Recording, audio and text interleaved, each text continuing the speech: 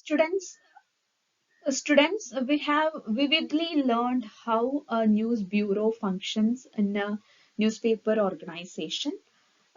It is a section of a media organization responsible for collection and dissemination of news. In today's class, we are discussing about reporting of a news. Uh, you already know what is reporting. The practice of gathering information for a media is known as reporting. So, today we are discussing about the definition of a news, news values, what are the values, then types of newses and elements of a news and inverted pyramid structure, etc. Okay, so let's get started from the topic news. What is news? എന്താണ് news? It has been described as a report of a recent or current event that has an impact on society or previously unknown information. ഒരു ഇപ്പോൾ for example ഒരു നായ ഒരു മനുഷ്യനെ കടിച്ചു എന്ന് പറഞ്ഞാൽ അതൊരു ന്യൂസ് ആണോ? No, it's not news. പക്ഷേ ഒരു മനുഷ്യൻ നായയെ കടിച്ചു എന്ന് പറയുമ്പം അവിടെ ഒരു ന്യൂസ് ഉണ്ട് അല്ലെ? News is anything you didn't know yesterday. News is something revealed. അതായത് ചുരുക്കത്തിൽ പറഞ്ഞാൽ അല്ലെങ്കിൽ വളരെ സിമ്പിൾ ആയിട്ട് പറയുമ്പം what is new is news. വളരെ സിമ്പിൾ ആയിട്ട് നമുക്ക് പറയാം. ഒരു പുതിയൊരു കാര്യത്തിനെ നമ്മൾ ന്യൂസ് എന്ന് പറയുന്നു. ന്യൂസ് വാല്യൂസ് എന്ന് പറഞ്ഞാൽ എന്താണ്? എങ്ങനെയാണ് ഒരു ന്യൂസിന് വാല്യൂ ഉണ്ടാവുന്നത്? അത് എന്തിനെയൊക്കെ ഡിപ്പെൻഡ് ചെയ്തിട്ടായിരിക്കും, അല്ലെങ്കിൽ അതിന്റെ ഫാക്ടേഴ്സ് എന്തൊക്കെയായിരിക്കും? പ്രോക്സിമിറ്റി ടൈപ്പ് ഓഫ് ന്യൂസസ് എന്ന് പറഞ്ഞാൽ, പ്രോക്സിമിറ്റി എന്ന് പറയുമ്പോൾ readers are interested in what happens closely to them. അതായത് നമ്മളുടെ അയൽപ്പക്കത്ത് എന്തെങ്കിലും സംഭവിക്കുകയാണെങ്കിൽ നമുക്കത് അറിയാൻ വലിയ താല്പര്യമായിരിക്കും. അതായത് നെയ്ബർഹുഡ് ന്യൂസസ് എല്ലാം നമുക്ക് അറിയാൻ താല്പര്യം ഉണ്ടാവുമായിരിക്കും. സോ അത്തരം ന്യൂസസിനെയാണ് നമ്മൾ പ്രോക്സിമിറ്റി വാല്യൂ എന്ന് പറയുന്നത്. പ്രോക്സിമിറ്റി എന്ന് പറഞ്ഞാൽ ഇത്ര നിങ്ങൾ ആലോചിക്കേണ്ടുള്ളൂ. നിങ്ങളുടെ തൊട്ടടുത്ത് നടക്കുന്ന കാര്യങ്ങൾ, വീടിന് തൊട്ടടുത്തല്ല, നിങ്ങളുടെ ഏരിയയില് ലൊക്കാലിറ്റിയില് ഒക്കെ നടക്കുന്ന സോഷ്യൽ ആയിട്ടുള്ള, കൾച്ചറൽ ആയിട്ടുള്ള, ഇമോഷണൽ ആയിട്ടുള്ള കാര്യങ്ങളെയാണ്, ആ ഒരു ന്യൂസസിനെയാണ് നമ്മൾ വാല്യൂസ് എന്ന് പറയുന്നത്. ബാക്ക്ഗ്രൗണ്ടിൽ ഒരു നോയ്സ് വന്നിട്ടുണ്ട്, സോറി. എന്റെ വാട്സപ്പ് ലാപ്പിൽ ഓൺ ആണ്, അതുകൊണ്ടാണ് കേട്ടോ. ദെൻ പ്രോമിനൻസ് എന്നൊരു ന്യൂസ് വാല്യൂ. പ്രോമിനൻസ് എന്ന് പറഞ്ഞാൽ എന്താണ്? നമുക്കൊരു പേഴ്സണാലിറ്റിയെ കുറിച്ച് അറിയണമെങ്കിൽ, വളരെ വെൽ നോൺ ആയിട്ടുള്ള പേഴ്സണാലിറ്റികളുടെ കാര്യങ്ങൾ അറിയാൻ വലിയ ആകാംക്ഷയായിരിക്കും അല്ലെ? ഇപ്പോ ഏറ്റവും കൂടുതൽ സെലിബ്രിറ്റീസിന്റെ വാർത്തകളാണ് ഏറ്റവും കൂടുതൽ ഇപ്പൊ നമ്മൾ ഒരു സോഷ്യൽ മീഡിയ എടുത്താ കാണുന്നത് അല്ലെ? അവർക്ക് പുതിയൊരു കുഞ്ഞുണ്ടായി, അല്ലെങ്കിൽ അവര് മെറ്റേണിറ്റി ഫോട്ടോഷൂട്ട്, അത്തരം കാര്യങ്ങളോ അതൊക്കെ അറിയാൻ ആളുകൾക്ക് കൂടുതൽ ത്വരയാണ്. സോ അത്തരം വാർത്തകൾ അല്ലെങ്കിൽ അത്തരം ന്യൂസസിനെയാണ് നമ്മൾ പ്രോമിനൻസ് വാല്യൂസ് എന്ന് പറയുന്നത്. അതേസമയം ടൈംലിനെസ് എന്നൊരു ന്യൂസ് വാല്യൂ ആണ്. ടൈംലിനെസ് എന്ന് പറയുമ്പോൾ news must be fresh. The reader wants his news to be new. അതായത് എത്ര പെട്ടെന്ന് നമുക്കൊരു വാർത്ത കിട്ടുന്നു അത്രയും സന്തോഷമാണ്. അപ്പോ ആ ഒരു ടൈംലിനെസ് വാല്യൂ. ദെൻ കോൺഫ്ലിക്റ്റ് എന്നാൽ എവിടെങ്കിലും ഒരു വിഷയം, സംഘർഷം ഉണ്ടാവുമ്പം അത് അറിയാനുള്ള ഒരു ത്വര. അതിപ്പം പോസിറ്റീവ് ആയിക്കോട്ടെ നെഗറ്റീവ് ആയിക്കോട്ടെ, അത് peoples like to take sides and eager to know who stand will prevail. Conflicts, both physical and ideological, are given more attention by the readers. Then disaster എന്ന് പറയുമ്പോൾ അത് എന്തോ ആയിക്കോട്ടെ, ഫ്ലഡ് ആവാം, അതും ഇതേ പറഞ്ഞ പോലെ അറിയാൻ ഒരു ക്യൂരിയോസിറ്റി ഉണ്ടായിരിക്കും. വോൾക്കാനിക് എറപ്ഷൻ ആവാം, ഫ്ലഡ് ആവാം. ഇപ്പൊ നമ്മൾക്ക് കോവിഡ് പോലെയുള്ള ഡിസാസ്റ്ററുകൾ വന്നു, അപ്പൊ പല സ്ഥലങ്ങളിലും അതൊക്കെ ന്യൂസ് മീഡിയാസ് ഒക്കെ ആഘോഷിക്കുകയായിരുന്നു. എണ്ണം പറയുമ്പോൾ ഇത്ര ഡെത്ത് നടന്നു, അല്ലെങ്കിൽ ഇത്ര പേർക്ക് കോവിഡ് ബാധിച്ചു എന്നൊക്കെ പറയുമ്പോൾ അത് ന്യൂസ് മീഡിയാസ് എല്ലാം ആഘോഷിക്കുകയായിരുന്നു. സോ അത് കേൾക്കാൻ ആളുണ്ട് എന്നതുകൊണ്ടാണ് അത്തരത്തിലുള്ള വാർത്തകൾ ഏറ്റവും കൂടുതൽ അതിന് ഇമ്പോർട്ടൻസ് കൊടുക്കുന്നത്, അത് ജനങ്ങളിലേക്ക് എത്തിക്കുന്നത്. സോ ഡിസാസ്റ്റർ ഒരു ന്യൂസ് വാല്യൂ ആണ്. Then impact and consequences. Impact എന്ന് പറയുമ്പോൾ നമ്മളൊരു വാർത്ത കൊടുത്തു, അത് റിലേറ്റഡ് ആയിട്ട് എന്തെങ്കിലും ഇമ്പാക്ട് സംഭവിച്ചു, ആ വാർത്ത ഇപ്പൊ ഒരു ഫ്യൂവൽ പ്രൈസസ് കൂടി അല്ലെങ്കിൽ എന്തെങ്കിലും സംഭവിച്ചു, നമ്മൾ അതിനെതിരെ ഒരു വാർത്ത കൊടുത്തു, അല്ലെങ്കിൽ അതിനെതിരെ കുറെ സംഘർഷങ്ങൾ ഉണ്ടായി, അത് റിലേറ്റഡ് ആയിട്ട് അതിന് വില കുറച്ചു, അങ്ങനെയൊക്കെ വരുമ്പം അതൊരു ഇമ്പാക്റ്റ് ആണ്. Next human interest. Human interest ഒരു ന്യൂസ് വാല്യൂ ആണ്. ഹ്യൂമൻ ഇൻട്രസ്റ്റ് പറഞ്ഞാൽ ആളുകൾക്ക് ഇഷ്ടമുള്ള രീതിയിലുള്ള വാർത്തകൾ കൊടുക്കുക. അത് ചലഞ്ചസ് ആവാം, ഫെയിലിയേഴ്സ് ആവാം, ഫാന്റസീസ് ആവാം, joys and sorrows of other people. ഇതൊക്കെ ആളുകൾക്ക് വളരെ ഹ്യൂമൻ ഇൻട്രസ്റ്റ് സ്റ്റോറികളാണ്. ഇതൊക്കെ. ദെൻ മണി, അതൊരു ന്യൂസ് വാല്യൂ ആണ്. മണി എന്ന് പറയുമ്പം ഇപ്പോ എക്കോണമിക് ക്രൈസിസ്, അത് റിലേറ്റഡ് ആയിട്ടുള്ള കറപ്ഷൻ, അങ്ങനെയുള്ള ന്യൂസസിനെയാണ് പറയുന്നത്. നോവൽറ്റി. നോവൽറ്റി എന്ന് പറഞ്ഞു കഴിഞ്ഞാൽ ഞാനിപ്പോ ഫസ്റ്റ് പറഞ്ഞു, ഒരു പട്ടി ഒരു മനുഷ്യനെ കടിച്ചു എന്നതൊരു വാർത്തയല്ല, പക്ഷെ തന്നെ man bites the dog it's a news എന്ന് പറഞ്ഞു. അതൊരു നോവൽറ്റി വാല്യൂല് വരുന്ന വാർത്തയാണ്. അൺയൂഷ്വൽ ആയിട്ട് നടക്കുന്ന ഈവൻസുകൾ, നോവൽ ഐഡിയാസ്, ആക്ഷൻസ്, സ്റ്റേറ്റ്മെന്റ്സ്, ഇതൊക്കെ നോവൽറ്റിയുടെ അണ്ടറിൽ വരും. ഇനി സെക്സ്. സെക്സ് എന്ന് പറഞ്ഞാൽ ഇന്നത്തെ കാലത്ത് വളരെ ഇമ്പോർട്ടന്റ് ആയിട്ടുള്ള ഒരു ന്യൂസ് വാല്യൂ ആണ് sex. It ranges from front page sensational news to news involving engagements and marriages. അതായത് gossips from film world are intentionally blown up to sustain the interest of readers. Okay.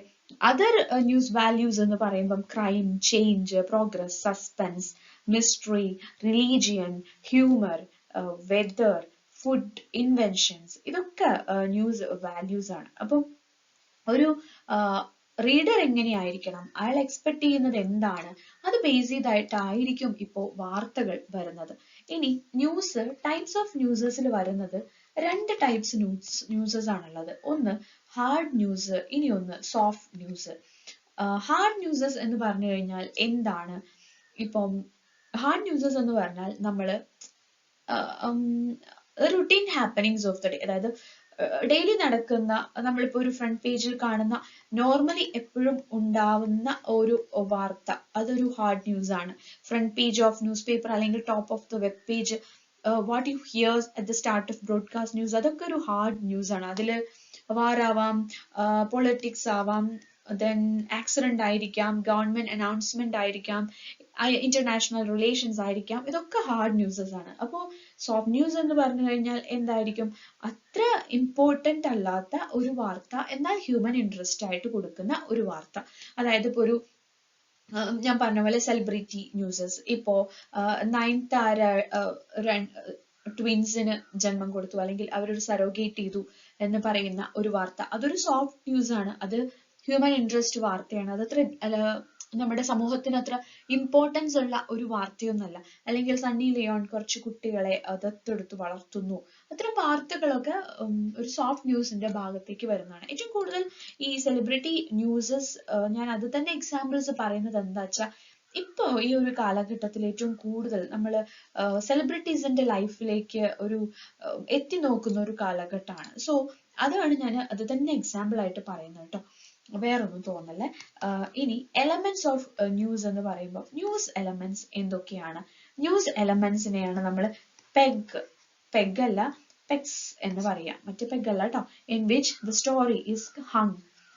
ഇങ്ങനെ ഒരു word നിങ്ങൾക്ക് ചിലപ്പം പുതിയതായിരിക്കാം. Reporting is a painstaking process that involves collecting facts and checking them with care for accuracy. Usually reporters witness stories first hand and sometimes they learn ഒന്നുമില്ല. അതിലെ elements എന്ന് പറഞ്ഞാൽ നിങ്ങൾക്ക് അറിയാം 5W and 1H ആണ് ഒരു ന്യൂസ് വരുന്നത്. 5Wല് W എന്തൊക്കെയാണ്? ഹൂ,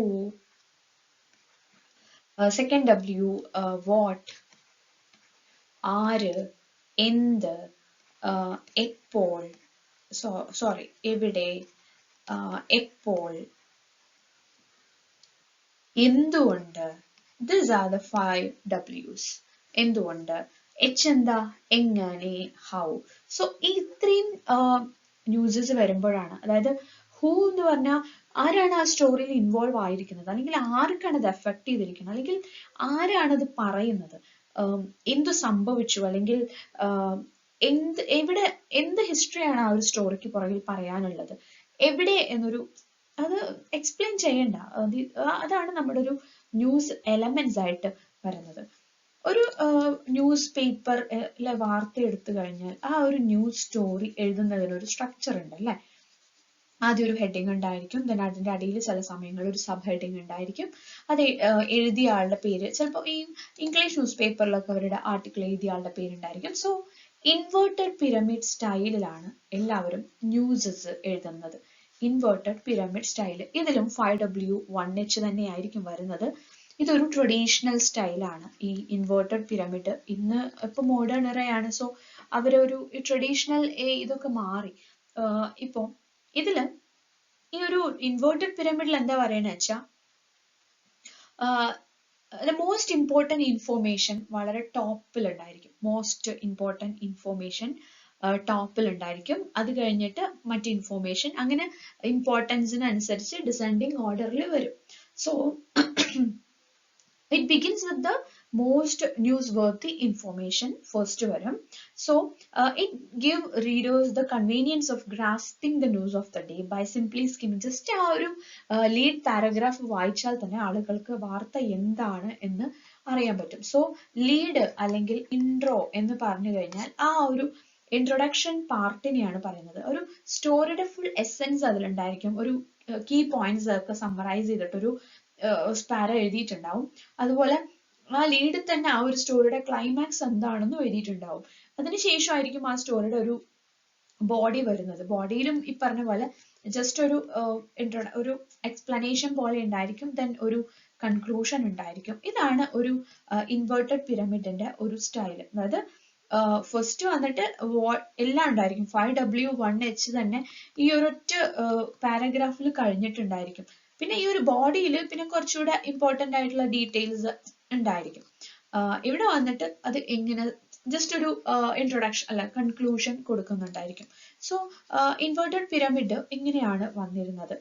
ഇനി ഇതിന് ശേഷം ഇൻവേർട്ടഡ് പിരമിഡിന് ശേഷം ശരിക്കും ഈ പറഞ്ഞ ഇൻവേർട്ടഡ് പിരമിഡ് സ്റ്റൈലിൽ വാർത്ത എഴുതി തുടങ്ങിയത് അമേരിക്കൻ സിവിൽ വാർ, അതായത് 17th സെഞ്ചുറിയിൽ അമേരിക്കൻ സിവിൽ വാർ ടൈമിലാണ് ഈ ഒരു ഇൻവേർട്ടഡ് പിരമിഡ് സ്റ്റൈലില് ന്യൂസസ് എഴുതി തുടങ്ങിയത്. ടെലഗ്രാഫിലൊക്കെ നമ്മൾ അയക്കുന്ന സമയത്തും അത് വളരെ എക്സ്പെൻസീവ് ഒക്കെ ആയിരുന്നു, അൺറിലയബിൾ ആയിരുന്നു. ആ സമയത്ത് എഴുതിയിരുന്നത് ഈ ഒരു ടൈപ്പിലാണ്. അതിനുശേഷം കുറെ കാലങ്ങൾക്ക് ശേഷം അവർ ഗ്ലാസ് സ്ട്രക്ചർ വന്നു. അവർ ഗ്ലാസ് സ്ട്രക്ചറും ഏകദേശം ഇതിന്റെയൊക്കെ ഈ ഒരു ഇൻവേർട്ടഡ് പിരമിഡിന്റെ സ്റ്റൈല് തന്നെ ആയിരിക്കും. പക്ഷെ മോസ്റ്റ് ഇമ്പോർട്ടൻറ്റ് ഇൻഫോർമേഷൻ തന്നെയാണ് ബിഗിനിങ്ങിൽ ഉണ്ടാവുക. പക്ഷെ ഒരു ഫ്യൂ പാരഗ്രാഫ് കഴിഞ്ഞു കഴിഞ്ഞാൽ ഒരു നരേറ്റീവ് സ്റ്റൈലായിരിക്കും ഉണ്ടാവുക. ആ ഒരു സ്റ്റോറി നടന്നതിനെ ഒരു നരേറ്റീവ് സ്റ്റൈലായിരിക്കും ആ ഒരു ന്യൂസ് എഴുതിയിട്ടുണ്ടായിരിക്കുക. ആ സ്റ്റോറി ഒരു ക്രോണോളജിക്കൽ ഓർഡറിൽ എഴുതിയിട്ടുണ്ടായിരിക്കും. അതായത് അങ്ങനെയായിരിക്കും അവർ ഗ്ലാസ് സ്ട്രക്ചർ വരുന്നത്. അപ്പോൾ ഈ ഒരു ഇൻവേർട്ടഡ് പിരമിഡിന്റെ അഡ്വാൻറ്റേജ് എന്ന് പറഞ്ഞു കഴിഞ്ഞാൽ ഒരു റീഡർക്ക് ആ വാർത്ത വായിച്ച്, അതായത് ഈ ഒരു ലീഡോ ഇൻട്രോ വായിച്ചാൽ തന്നെ ആ ന്യൂസ് എന്താണ് അദ്ദേഹത്തിന് ടൈം കൺസ്യൂമിങ് ആണ് അല്ലെ. കംപ്ലീറ്റ്ലി ഇരുന്ന് വായിക്കേണ്ട ഒരു അവസ്ഥ വരുന്നില്ല. ആ ഒരു ലീഡ് ഒരു ഇൻട്രോ കഴിയുമ്പോൾ തന്നെ എന്താണ് അതിൽ ഉദ്ദേശിച്ചിരിക്കുന്നത് പുള്ളിക്ക് മനസ്സിലാവും. Okay, without looking in to the whole story. അപ്പം അതുപോലെ sub editors can easily trim the story by deleting the last part because it naturally contains the least important facts ആണെന്ന് അവർക്ക് അറിയാൻ സാധിക്കും. ഞാൻ പറഞ്ഞ പോലെ ടൈം കൺസ്യൂമിങ് ആണ് അവിടെ നടക്കുന്നത്. അതുപോലെ സ്പേസും കുറവായിരിക്കും, വലിച്ചു വാരി എഴുതില്ല, വളരെ ആവശ്യമുള്ള കാര്യങ്ങൾ മാത്രം എഴുതും, വളരെ ചെറിയ രീതിയിൽ എഴുതും. പക്ഷെ ഡിസഡ്വാൻറ്റേജ് എന്താണ്, ആ റീഡർക്ക് ഒരു സർപ്രൈസ് അവിടെ നിൽക്കുന്നില്ല.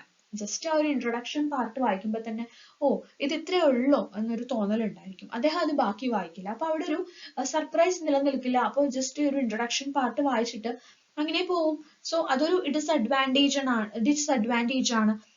The reader is not motivated to read after intro കഴിഞ്ഞു കഴിഞ്ഞാൽ പിന്നെ അത് വായിക്കേണ്ട ആവശ്യമില്ലല്ലോ, ബിക്കോസ് ആ ഇൻട്രോയിൽ തന്നെ എല്ലാം ഉണ്ടായിരിക്കും. ഇനി ലീഡുകൾ പലതരത്തിലുണ്ട്. സമ്മറി ലീഡ് ഉണ്ട്, then who ലീഡ് ഉണ്ട്, then what ലീഡ് ഉണ്ട്. where lead, when lead, why lead, ഇതൊക്കെ ലീഡുകളാ. ഹൗ ലീഡ്, ഇതൊക്കെ എന്താണെന്ന് നിങ്ങൾക്കറിയാം. ക്വട്ടേഷൻ ലീഡ്, ക്വട്ടേഷൻ പറഞ്ഞാൽ ഒരു സ്പീച്ചിനെ റിപ്പോർട്ട് ചെയ്യുന്നതിനെയാണ് ക്വട്ടേഷൻ പറഞ്ഞ. ഒരു സ്പീക്കറിന്റെ കോട്ട്സ് വെച്ചിട്ടായിരിക്കും അത്. ഇപ്പൊ ഒരു മുഖ്യമന്ത്രി ഇന്ന കാര്യം പറഞ്ഞു, അല്ലെങ്കിൽ പ്രൈം മിനിസ്റ്റർ ഒരു കാര്യം പറഞ്ഞു എന്ന ആ ഒരു കോട്ട് വെച്ചിട്ടായിരിക്കും ആ ഒരു ന്യൂസ് സ്റ്റാർട്ട് ചെയ്യുന്നത് തന്നെ. പിന്നെ ഡിസ്ക്രിപ്റ്റീവ് ലീഡ് ഉണ്ട്, ക്വസ്റ്റ്യൻ ലീഡ് ഉണ്ടായിരിക്കും. അതൊരു കോമൺലി യൂസ്ഡ് ആയിട്ടുള്ള ഒരു ലീഡ് അല്ല question lead. Then parody lead. Parody lead എന്ന് പറഞ്ഞു കഴിഞ്ഞാൽ it attempts to play on words using widely known proverbs ഒക്കെ ഉപയോഗിച്ചിട്ട് എഴുതുന്ന ഒരു ലീഡാണ് parody lead. Proverbs, quotations, song titles, currently fancy ആയിട്ടുള്ള കുറെ വാക്കുകൾ, ബുക്ക് ടൈറ്റിൽസ്, ഇതൊക്കെ വെച്ച് എഴുതുന്ന ഒരു സംഭവമായിരിക്കും പാരഡി ലീഡ്. അത് അങ്ങനെ കോമൺ ഒരു ന്യൂസിലൊന്നും വരില്ല. നമ്മൾ പ്രത്യേകിച്ച് എന്തെങ്കിലും ആർട്ടിക്കിൾ ഒക്കെ എഴുതുമ്പോൾ നമ്മൾ പാരഡി ലീഡൊക്കെ വെച്ച് എഴുതാം. പിന്നെ ഒരു ലീഡ് ഉണ്ട്, സ്റ്റെക്കാറ്റോ ലീഡ്. സ്റ്റെക്കാറ്റോ എന്നാണ് ഒരു വേർഡിന്റെ പേര്. സ്റ്റെക്കാറ്റോ ലീഡ് പറഞ്ഞാൽ ഷോർട്ട് ക്ലിപ്ഡ് വേർഡ്സ് ആയിരിക്കും. ഫ്രേസസ്, സെന്റൻസസ്, ഒരു സെപ്പറേറ്റ്.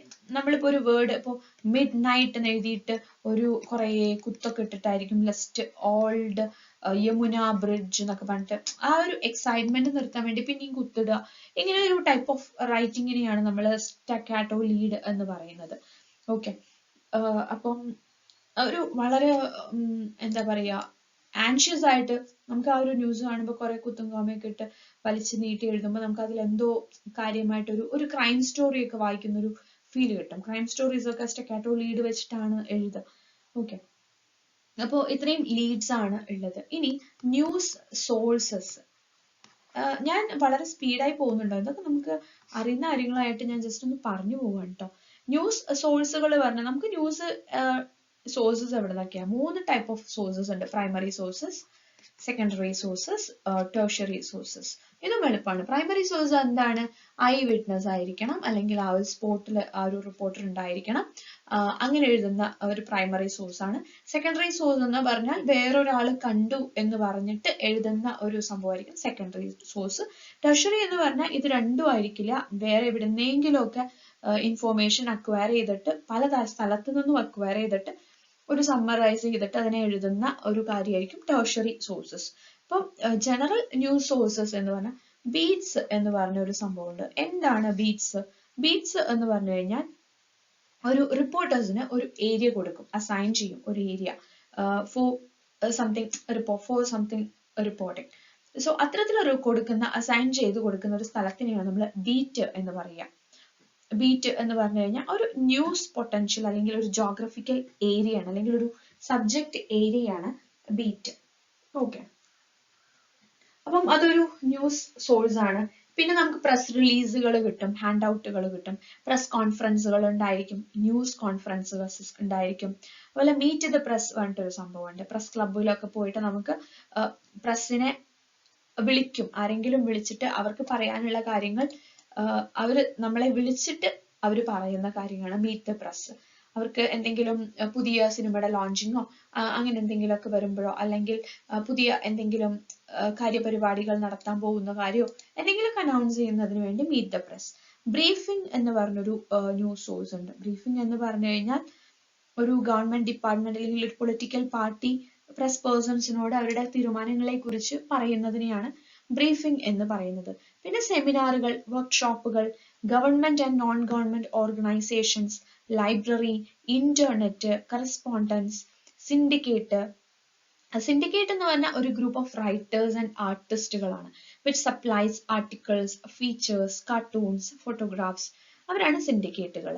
പിന്നെ ഇന്റർവ്യൂ വഴി നമുക്ക് ന്യൂസ് കിട്ടും. ഇപ്പോൾ പല ചാനലുകളിലും പല ഇന്റർവ്യൂസും കാണും. ഇപ്പോൾ ആ ഇന്റർവ്യൂസിന്റെ ചില വേർഡ്സ് ഒക്കെ എടുത്തിട്ട് അതൊരു വാർത്തയാക്കിയിട്ട് എടുക്കും.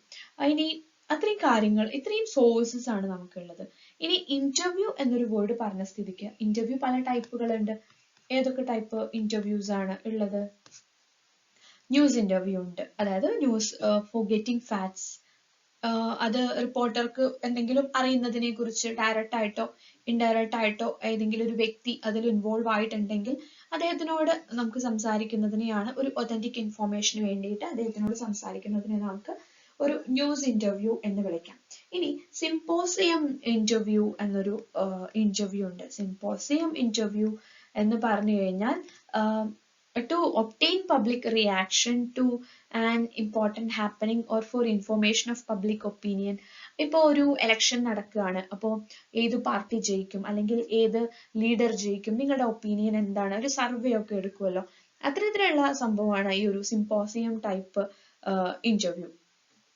Same questions are asked to people belonging to different strata of population. ഇപ്പോൾ ഒരു പെട്രോളിന് വില കൂടിയതിനെ കുറിച്ചോ, അതായത് പീപ്പിൾസിന് എന്താണ് പറയാനുള്ളത്, അത്തരം കാര്യങ്ങളൊക്കെ ചോദിക്കുന്ന ഒരു ടൈപ്പ് ഓഫ് ഒരു ക്വസ്റ്റ്യനിങ് ആണ് symposium interview. Then personality interview, അത് പറഞ്ഞാൽ ഓഫ് കോഴ്സ് ഒരു ആളുടെ പേഴ്സണൽ മാറ്റേഴ്സിനെ കുറിച്ച് നമ്മൾ ചോദിക്കുന്നത് തന്നെ, ഒരു സെലിബ്രിറ്റീസിന്റെ ഒക്കെ ഇന്റർവ്യൂസ് ഒരു പേഴ്സണാലിറ്റി ഇന്റർവ്യൂ ആണ്. Then funnel interview. Funnel interview എന്ന് പറഞ്ഞാൽ ഒരു കോമൺ ടൈപ്പ് ഓഫ് ഇന്റർവ്യൂ ആണ്. അതായത് toughest questions which may provoke the interviewee are asked only toward the end of the interview. Then inverted funnel interview ഉണ്ട്.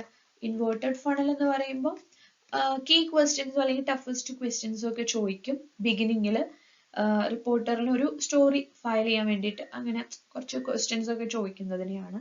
Then ഗാൻ interview ഉണ്ട്. കുറെ reporters ചേർന്ന് ചോദിക്കുന്ന ഒരു സംഭവമാണ്, പ്രസ് മീറ്റ് പോലെയുള്ള. Short gun interview. Short gun interview എന്ന് പറയുമ്പോൾ, അല്ലെങ്കിൽ സ്മോക്കിംഗ് ഗൺ എന്നതിനെ പറയും, ഒരു ക്വസ്റ്റ്യൻ ആൻസർ സെഷൻ ആണത്. ഒരു video tape with a video tape or any other evidence of interviewees wrong doings and ask him direct questions about specific incidents. അപ്പോൾ ഇത്രയും ടൈപ്സ് ഓഫ് ഇന്റർവ്യൂസ് ഉണ്ട്, അത് നമ്മൾ മനസ്സിലാക്കി. ഇനി കുറച്ച് ന്യൂസ് ഏജൻസികളെ കുറിച്ച് നമുക്ക് പരിചയപ്പെടാം. അതിൽ അത് എപ്പോൾ രജിസ്റ്റർ ചെയ്തു, അത്തരം കാര്യങ്ങളൊക്കെ ഞാൻ പറയും. അത് നിങ്ങൾ വേണമെങ്കിൽ ഒന്ന് നോട്ട് ചെയ്തോളൂ, അത് ക്വസ്റ്റ്യൻസ് വരാറുണ്ട്. ഒരു ഏജൻസീസ് പറഞ്ഞാൽ എന്താ, നമ്മൾ ഇതേപോലെ സോഴ്സ് ആണ്. പ്രസ് ട്രസ്റ്റ് ഓഫ് ഇന്ത്യ നമ്മൾ പഠിച്ചിട്ടുണ്ടായിരുന്നു. പ്രസ് ട്രസ്റ്റ് ഓഫ് ഇന്ത്യ എപ്പോഴാണ് രജിസ്റ്റർ ചെയ്തത്? 1947 രജിസ്റ്റർ ചെയ്തു. 1949 സ്റ്റാർട്ട് ചെയ്തു. ഇതിന്റെ ഹെഡ് ക്വാർട്ടേഴ്സ് ന്യൂഡൽഹിയാണ്. Press trust of India. Then United Newses of India, UNI, March 1961 ആണ്. ഡൽഹി തന്നെയാണ് headquarters. Associated press, AP, 1845. ഇതിന്റെ ഹെഡ് ക്വാർട്ടേഴ്സ് ഇന്ത്യയല്ല, ന്യൂയോർക്ക് ആണ്. Then Reuters. റോയിറ്റേഴ്സും നമ്മളുടെ ഏജൻസി അല്ല. റോയിറ്റേഴ്സ് ഒക്കെ വളരെ ഫേമസ് ആണ്. 1851 എവിടെയാണ്? ലണ്ടൻ ആണ് Reuters. Then Agence France Presse എന്നുണ്ടാവും, AFP. അത് 1907 ആണ്. വാഷിംഗ്ടൺ DC-യിലാണ് ഈ ഒരു പ്രസ് ഉള്ളത്, വാഷിംഗ്ടൺ DC. ദെൻ ടാസ് ഇത്താർ. ഇത് മോസ്കോ ആണ്. മോസ്കോയിൽ വരുന്നതാണ്. 1948 വരുന്നതാണ്. ദെൻ ഹിന്ദുസ്ഥാൻ സമാചാർ, അതൊരു ഏജൻസിയാണ്. ഹിന്ദുസ്ഥാൻ സമാചാർ 1948 തന്നെയാണ്. ന്യൂഡൽഹിയാണ്. 1 ഡിസംബർ 1948 ഒരുമിച്ച് വന്നതാണ്. സമാചാർ ഭാരതി ഉണ്ട്, 1948 ഡിസംബർ 1 തന്നെ വന്ന. ന്യൂഡൽഹി തന്നെയാണ് അതിന്റെയും ഹെഡ് ക്വാർട്ടേഴ്സ് വരുന്നത്. സോ ഇത് വളരെ ഇമ്പോർട്ടന്റ് ആയിട്ടുള്ള ന്യൂസ് ഏജൻസികളാണ്. From this central newsroom, the news items are sent to those media organizations which subscribe news from the agency. Some of the big agencies of the world, some of the big agencies in the world are ഞാനിപ്പോൾ പറഞ്ഞ agents France press അല്ലെങ്കിൽ AFP എന്ന് പറയുന്നത് വേൾഡിലെ വളരെ famous ആയിട്ടുള്ള ഒരു ഏജൻസിയാണ്. Reuters വളരെ ഫേമസ് ആണ്. Associated press, then United Press International and Ittar TAS. ഇനി ഇന്ത്യയിലെ ബിഗ് ന്യൂസ് ഏജൻസീസ് എന്ന് പറയുന്നത് ഏതൊക്കെയായിരിക്കും? The common sources of news എന്തൊക്കെയാണ്? അക്കാഡമിക് ജേർണൽസ്, അഡ്വർടൈസ്മെന്റ്സ്, അങ്ങനെ കുറെ കാര്യങ്ങളുണ്ട്. ഇന്ത്യയിലെ വളരെ ഫേമസ് ആയിട്ടുള്ളതാണ് PTI, press trust of India, UNI, united news of India, Hindustan Samachar, Samachar Bharati. ഇതൊക്കെ ഹെഡ് ക്വാർട്ടേഴ്സ് വരുന്നത് ഡൽഹിയാണ് കേട്ടോ. ഓക്കെ, അപ്പൊ നമ്മളിപ്പോ ഇത്രയും ഏജൻസികളെ കുറിച്ചും പഠിച്ചു. ഓക്കെ, ഇനി റിപ്പോർട്ടിംഗ് പലതരത്തിലുണ്ട്. അതൊക്കെ നമുക്ക് ജസ്റ്റ് പറഞ്ഞു പോവാം. ഏതൊക്കെ ടൈപ്സ് ഓഫ് റിപ്പോർട്ടിംഗ് ആണുള്ളത്? ക്രൈം റിപ്പോർട്ടിംഗ് ഉണ്ട്, ക്രൈം റിപ്പോർട്ടിംഗ് പറഞ്ഞാൽ എന്തായിരിക്കും? ക്രൈം റിലേറ്റഡ് ആയിട്ട് റിപ്പോർട്ടിംഗ്. അത് വളരെ സീരിയസ്നെസ് ആയിട്ട് ചെയ്യേണ്ട ഒരു റിപ്പോർട്ടിംഗ് ആയിരിക്കും. Unusual nature of the crime, size of the community, ഇതൊക്കെ നമ്മൾ അതിൽ നോക്കും. അതായത് ടോട്ടലി ഒരു പോലീസ് ഇൻവെസ്റ്റിഗേറ്റ് ചെയ്യുന്ന പോലെ തന്നെ നമ്മൾ റിപ്പോർട്ട് ചെയ്യും. ഇനി കൾച്ചറൽ ഇവന്റ്സിന്റെ റിപ്പോർട്ടിംഗ് ഉണ്ടായിരിക്കും. അതായത് tradition, history, values of A society, അത് റിലേറ്റഡ് ആയിട്ടുള്ള റിപ്പോർട്ടിംഗ്. സ്പോർട്സ് റിപ്പോർട്ടിംഗ് ഉണ്ട്. ഇപ്പൊ വേൾഡ് കപ്പ് ഒക്കെ കഴിഞ്ഞു, അത് റിലേറ്റഡ് ആയിട്ടുള്ള റിപ്പോർട്ടുകൾ. അഗ്രികൾച്ചറൽ റിലേറ്റഡ് ആയിട്ടുള്ള റിപ്പോർട്ടുകൾ. Then science and technology type of reporting. ഹിന്ദുവിലൊക്കെ ഇങ്ങനെ വെറൈറ്റി ആയിട്ട് തരം തിരിച്ച് എഴുതിയിട്ടുണ്ട്. സയൻസ് ആൻഡ് ടെക്നോളജിക്കൊക്കെ സെപ്പറേറ്റ് പേജ് ഒക്കെ ഉണ്ട്. എൻവയോൺമെന്റ് റിപ്പോർട്ടിംഗ്, കോൺഫ്ലിക്റ്റ് റിപ്പോർട്ടിംഗ്, അങ്ങനെ ടൈപ്പ് ഓഫ് റിപ്പോർട്ടിംഗ് ഉണ്ട്. സസ്റ്റൈനബിൾ ഡെവലപ്മെന്റ് റിപ്പോർട്ടിംഗ്, എന്തൊക്കെ ഡെവലപ്മെന്റ്സ് ഉണ്ടാവുന്നു അത്തരം കാര്യങ്ങളൊക്കെ ഇൻഫോം ചെയ്യുന്നത്. Then community news reporting. Hyperlocal journalism പറഞ്ഞൊരു വേർഡ് ഇവിടെ നിങ്ങൾക്ക് പഠിക്കാനുണ്ട്. ഹൈപ്പർ ലോക്കൽ ജേർണലിസം, അല്ലെങ്കിൽ ഇതിനെ മൈക്രോ ലോക്കൽ എന്നും വിളിക്കും. ഹൈപ്പർ ലോക്കൽ അല്ലെങ്കിൽ മൈക്രോ ലോക്കൽ ജേർണലിസം എന്ന് പറഞ്ഞാൽ coverage of events and topics on an extremely small local scale.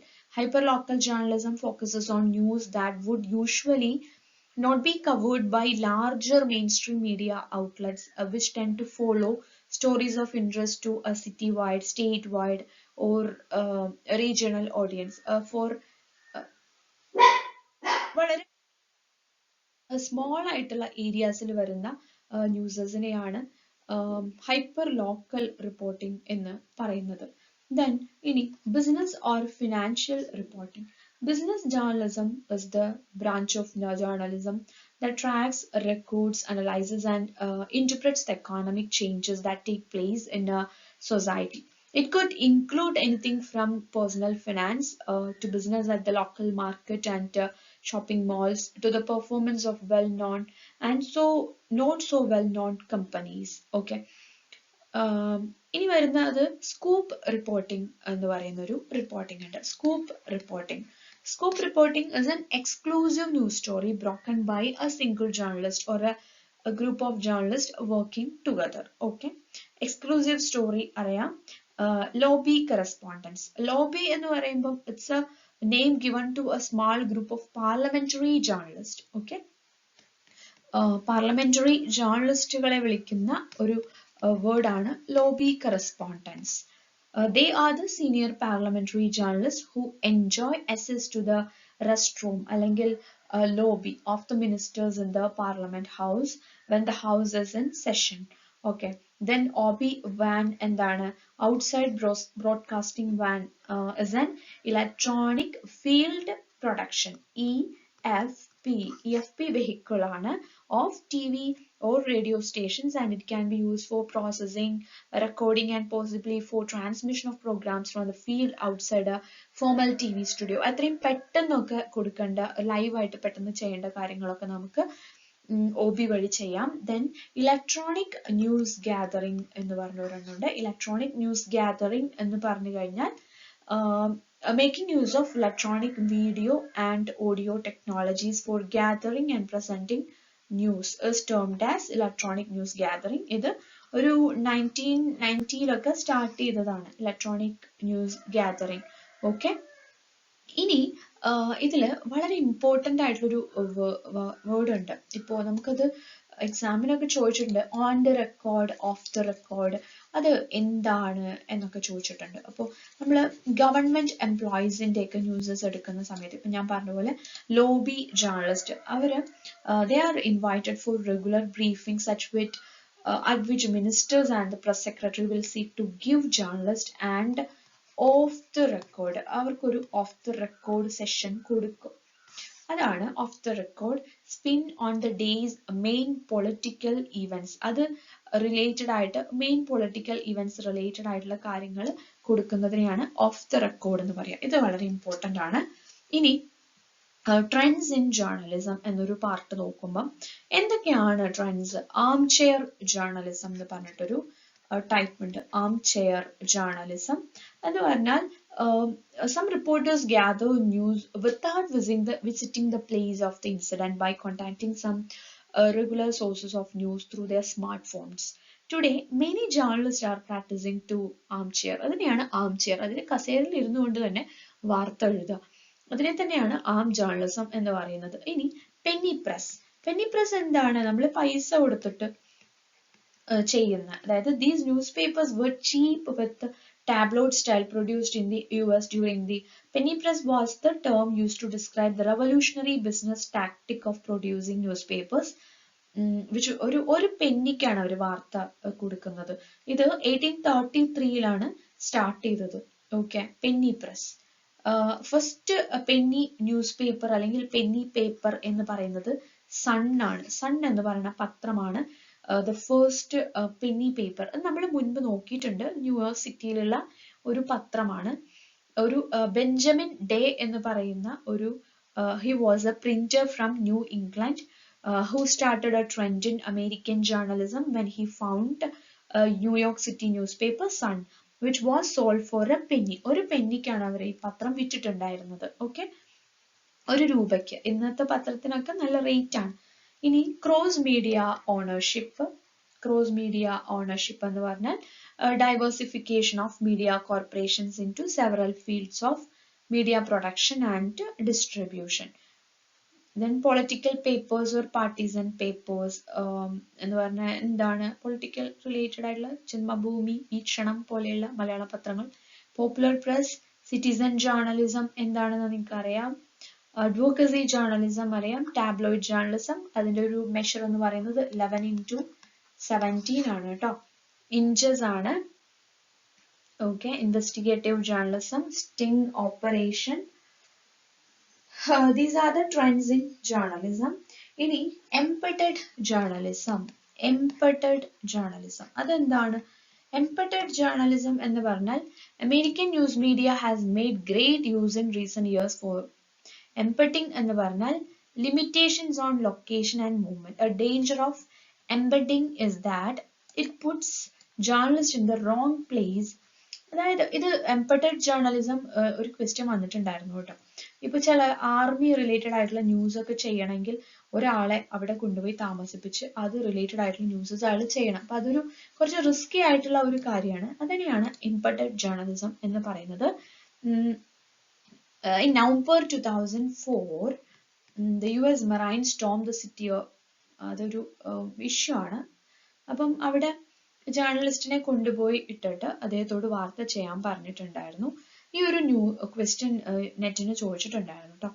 then alternative journalism, checkbook journalism, then yellow journalism. അത് ആരാ കൊണ്ടുവന്നത്?